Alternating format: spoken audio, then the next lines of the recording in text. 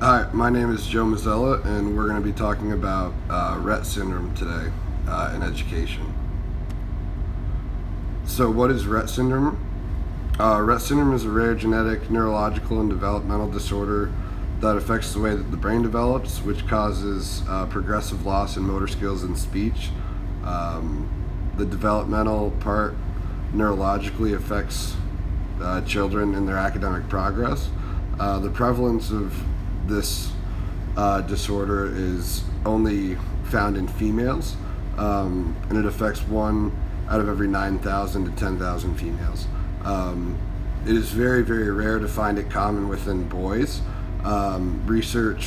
Reading throughout the research, many infant boys that are found with this are usually pronounced dead at birth, or they don't live to be very old. So it's common in females, and not in males. The symptoms of Rett syndrome, the growth period from birth to about 6 to 18 months is normal. But after that 6 to 18 month period, these symptoms happen, which are signs of concern in females: slowed growth, loss of movement, the applied skills that they learned as infants start to deteriorate. They can't remember crawling, they can't remember certain things, seizures, sleep disturbances, and the growth of hands and feet in developing into small hands and feet are points of concern as well. So the diagnosis of Rett syndrome, it's difficult because it was somewhat in comparison to autism.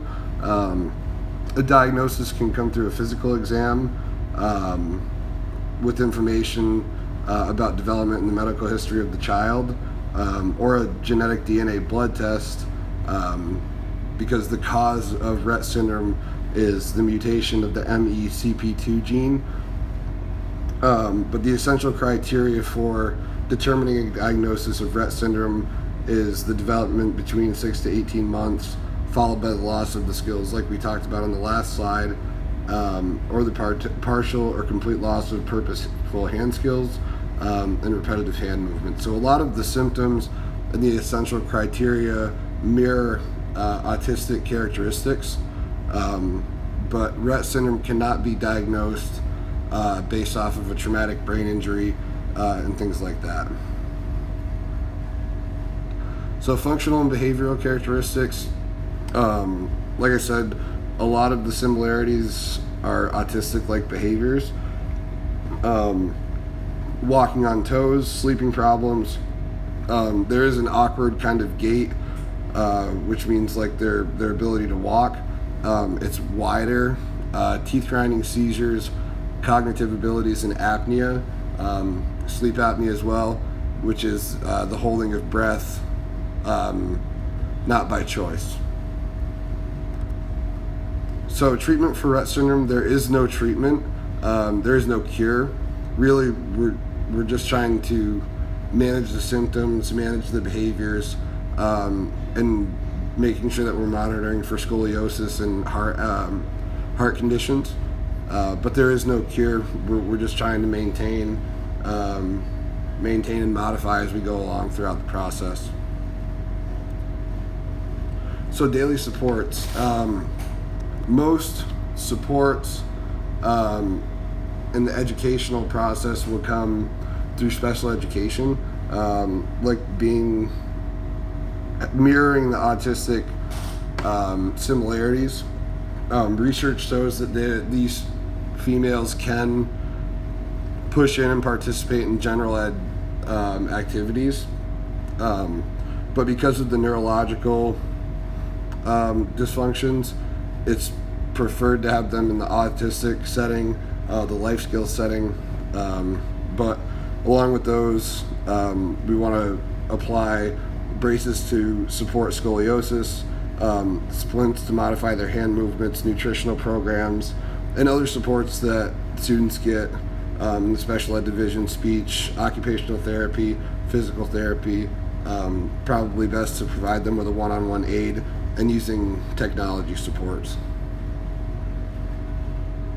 So in the classroom, to make sure that these children are comfortable, we want to make sure that it's a comfortable setting, calm setting, make sure that the lighting is appropriate, the noise level, all of these things that we preach in general education and special education, but we want to limit stressors, encourage breaks, make sure that we're repeating their intervention plans and their IEPs, making sure that we're putting those into place, and we want to keep the routine the same to make sure that they're comfortable. So services, it's really just the special education services, but these are the links that parents can use, phone numbers, emails. Locally, Champlain Valley Educational Services at the Fritz Center, where I recently worked, we offer all of these services. General education settings, normal districts and special education programs offer these. CVES is more of a behavioral setting. They do have a fantastic autism program, but that is at an expense of a district. So these are local services that people can use to assist their daughter with Rett syndrome. And these are the resources. Thank you.